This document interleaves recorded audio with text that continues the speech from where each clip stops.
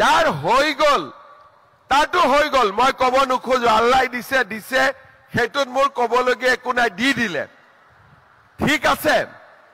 কিন্তু আমাৰ জীৱিকা সখী, বেংক সখী, পশু সখী, আমাৰ বাইদেউসকল হ'ল সমাজৰ এটা আদৰ্শ। যদি আমাৰ কথা আমাৰ হাজবেণ্ডে নুশুনে, আমি বেলেগক কেনেকে বুজাম? পাৰিম জানো বুজাব? সেইকাৰণে মই বিচাৰো যে হিন্দু হওক মুছলমান হওক, আমাৰ জীৱিকা সখী বাইদেউসকল ঘৰতো মূলা গাভৰু হ'ব লাগে।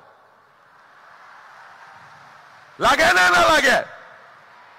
তাৰমানে যিদিনাখনেই 3টা বাচ্চা হৈ যাব, সিদিনাখনে ফুল ষ্টপ। এনে 2টা ক'ব লাগে, কিন্তু মই 2টা কোৱা নাই, মই 3টা কৈছো।